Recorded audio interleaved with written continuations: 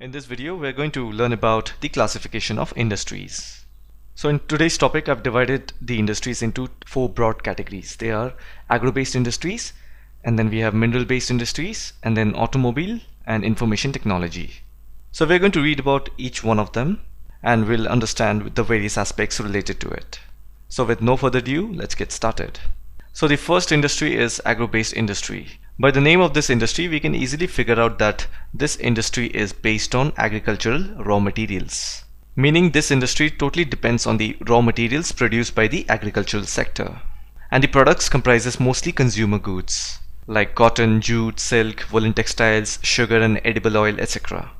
Now under agro-based industries, we have textile industry and sugar industry. The textile industry in India is massive because it occupies unique position in the Indian economy. Now apart from that, it is also an industry that is responsible for massive employment generation. It also contributes heavily towards the GDP. It is the only industry in the country which is self-reliant and completes its value chain, that is from raw material to the highest value added products, which basically means that there is very little wastage associated in this industry. Now if you look at this picture, you can see the value addition in the textile industry. So if you see how the chain goes from fiber production to garment manufacture, in between you get so many varied products like raw fiber, yarn, fabric, garments. So there's always some new product that is being created in the cycle. There's very little wastage associated in this industry. Under textiles industry, we are going to read about the cotton textiles. We all know that cotton textiles is a traditional industry. I mean, in ancient India, cotton textiles were produced with the help of hand spinning and handloom weaving techniques. During the Mughal era, craftsmen of Kashmir had specialization in producing woolen products, and Bengal became famous for cotton textile industries. Then silk weaving was an important industry in Lahore, Agra and Gujarat. So if you look at this picture about carpet weaving and fine colored cloths, this all proves the fact that cotton textile is a traditional industry. And then this classic picture of Gandhi and his spinning wheel during the British time emphasizes the point that cotton textile is a traditional industry and it has been in India for ages. After the 18th century, power looms came into use. Power looms are machines that look like this. Now you must know that during 18th century, Industrial Revolution came into force. And if you know anything about Industrial Revolution, it came into force in Europe, especially in Britain. And with the help of this revolution, machines changed people's way of life as well as their methods of manufacture. So it was a necessary change for the world. However, the benefits of Industrial Revolution never reached the countries that were the colonies of the Britain. And because of that, our traditional industries suffered a setback during the colonial period because they could not compete with the mill-made cloth from England. Today, there are nearly 1600 cotton and human-made fiber textile mills in the country. Have a look at this map that shows the distribution of cotton, woolen and silk industries across the country. About 80% of these are in the private sector and the rest in the public and cooperative sector. Initially, the cotton textile industry was concentrated in the cotton growing belt of Maharashtra and Gujarat. And the reason was simple: due to the availability of raw material, market, transport, port facilities, labor, moist climate. All these reasons were good enough for the growth of cotton textile industry. So cotton textile industry is very much dependent of the agricultural sector, which is the primary activity. And in a country like India, majority of population is engaged directly or indirectly in primary activities. Therefore, cotton industry provide big time employment to farmers who grow cotton, then to workers who work on the processing part of the cotton. While cotton industry is dependent on agricultural sector, similarly, other sectors like chemical and industrial sectors are dependent on cotton industries for dye colors, machinery, packaging materials, etc. The textile industry in India exports its products to countries like Japan, USA, UK, Russia, France, East European countries, Nepal, Singapore, Sri Lanka and African countries. And if you remember this picture, that is value addition in the textile industry, all the byproducts such as raw, fiber, yarn, fabric, garments, these are exported to countries based on requirements. So it is not just one product that is being exported, but many such byproducts are being exported. Today, some of the problems that are being faced by this industry are low output of labor, meaning the productivity of labor is very low in this industry. The clothing sector needs the support of high quality and cost-effective cloth processing facilities. Modernization of mills is a must. People in India are still using traditional techniques, which is slowing down the output potential. Another problem is that the cotton textile industry is facing a stiff competition from synthetic fiber industry. Synthetic fiber are man-made fiber, and it is easier and much faster to produce. Therefore, it has an edge in feeding the growing demand of the market. The textile industry has always been affected by continuous power supply. Large industries have power backup, but the micro industries find installing power generating units very expensive. A lot of it is due to poor government policies. Facilities like water, power, and road is given in terms of infrastructural facility, but other factors like import-export policies, sudden change in customs and excise affects the industry tremendously, and that brings down the profit margin, which again forms the reason behind their development. It's like a vicious cycle. I hope you're understanding it. So, this was all about the cotton textile industry in India. And the next industry under agro-based industry is jute textiles. India is the second largest producer of raw jute and jute goods right after Bangladesh. Because jute is a vital sector from economical, agricultural, industrial and commercial point of view in Bangladesh. Once upon a time, jute was also called the golden fiber of Bangladesh. So for a country like Bangladesh, it is very important. And right after that, we are the ones. Because jute is the second most important fiber after cotton. So all the things that you see around us like curtains, chair coverings, carpets, area rugs, then cloth, these all are woven out of fibers, that is jute. Therefore jute industry is very important for India. Now in India, most of these industries are located in West Bengal, mainly along the banks of River Hooghly. So this is where the Hooghly River flows. So River Hooghly is one of the tributaries of River Ganga, which flows into the Bay of Bengal. So it is on the banks of this river the entire jute industry of India is located. Now the factors that are responsible for their location in the Hooghly basin are: number one, that is inexpensive water transport supported by a good network of railways, roadways and waterways to facilitate movement of raw materials to the mills. So if you look at this region on the map, a lot of inland waterways can be found. So water transport is affordable. And the second factor is abundant water for processing raw jute. So water supply here is not scarce, and large quantity of water is required not only for growing the jute crop but also for processing the fiber into a final product. The third factor is availability of cheap labor from West Bengal and adjoining states of Bihar, Orissa and Uttar Pradesh is a plus point towards the development of this industry. These states provide skilled, semi-skilled and unskilled labor at an inexpensive cost. And the fourth factor is Kolkata is a large urban center providing banking, insurance and port facilities for export of jute goods. Of course, needless to say, the city of Kolkata is the urban hub for any modern infrastructural support that is required for the development of jute industries. Some of the problems faced by this industry are stiff competition in the international market from synthetic substitutes and from other competitors like Bangladesh, Brazil, Philippines, Egypt and Thailand. As I said, it's easier and cheaper to produce synthetic or man-made fiber. The government has provided some support to this industry by rolling out a policy which says mandatory use of the jute packaging. If you look at these gunny bags, they are made up of jute and it has been used for packaging almost everything from food products to other commercial things. To increase the demand, the government launched National Jute Policy in 2005 with the objective of increasing productivity, improving quality, ensuring good prices to the jute farmers and enhancing the yield per hectare. And always remember, the packaging materials that are made up of jute is environmental friendly, meaning they are biodegradable materials. Keeping in mind about growing global environmental concern, jute products have gained significant popularity. Jute from India is exported to countries like USA, Canada, Russia, Egypt, Iraq, UK and Australia. So this was all about the jute industry of India. The third industry under agro-based industry is sugar industry. India stands second as a world producer of sugar but occupies the first place in the production of gur and khansari. Now sugar largely contains sucrose. During commercial transport of sugar, this sucrose content reduces. That is why sugar mills are located near sugar growing areas. And in India, these areas are spread over the regions of Uttar Pradesh, Bihar, Maharashtra, Karnataka, Tamil Nadu, Andhra Pradesh, Gujarat, Punjab, Haryana and Madhya Pradesh. 60% sugar mills in India are located in Uttar Pradesh and Bihar. This industry is seasonal in nature, so it is ideally suited to the cooperative sector. Cooperative sector is an association where people voluntarily meet up for common economic, social and cultural needs.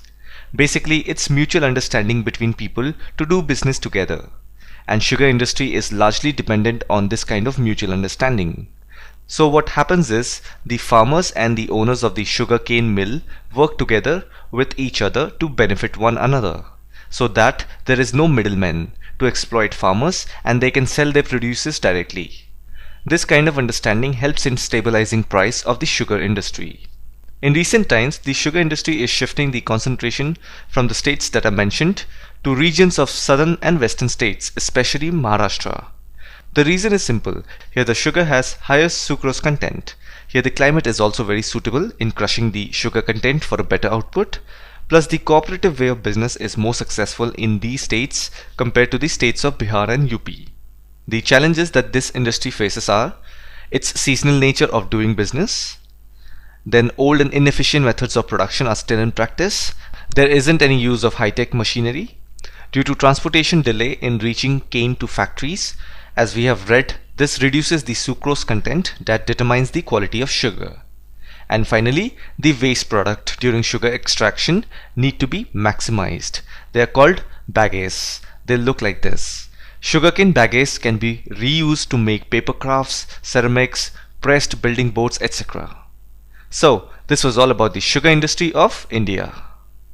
Now moving on from agro-based industries to mineral-based industries. These are industries that use minerals and metals as raw materials. That's why they are called mineral-based industries. Under this we have the first industry, that is the iron and steel industry. The iron and steel industry is the basic industry, since all the other industries, heavy, medium and light, depends on it for their machinery. Steel is needed to manufacture a variety of engineering goods, construction material, defense, medical, telephonic, scientific equipments and variety of consumer goods. Iron and steel is heavy industry because all the raw materials as well as finished goods are heavy. To make a steel harder, iron ore, coking coal and limestone are required in the ratio of approximately 4:2:1 along with some quantities of manganese.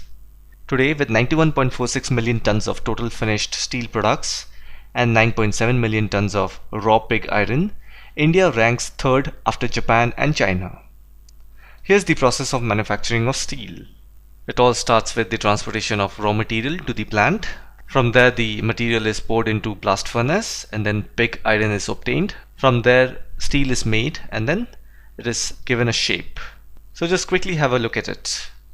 Now here's the map of iron and steel plants in India. If you see, presently there are 13 major steel plants and many mini steel plants in India. So again, just quickly have a look at it. Now the Chota Nagpur Plateau region has the maximum concentration of iron and steel industries. That's why you will find many iron and steel industries here along with cheap labor. This region is the hub of this industry. All public sector undertakings market their steel through Steel Authority of India, which is called SAIL, while TISCO markets its produce through Tata Steel.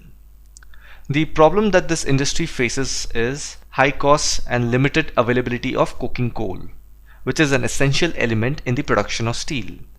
And the second problem is very low productivity of labor. After that, we also face irregular supply of energy and then poor infrastructure. Now, liberalization and foreign direct investments have given a boost to the industry with the efforts of private entrepreneurs. Because now with the help of private players, the capacity of production of the existing plants are increased. Then Indian manufacturing units will be integrated with larger global economy. It also increases the labor productivity and technology. So these are some of the benefits this industry gains from liberalization and foreign direct investments. This was all about the iron and steel industry of India. Now let's read about the aluminium industry. It is commonly referred to as aluminium smelting because aluminium smelting is the process of extracting aluminium from its oxide, alumina. It requires a lot of heating and melting process. Aluminium smelting is the second most important metallurgical industry in India.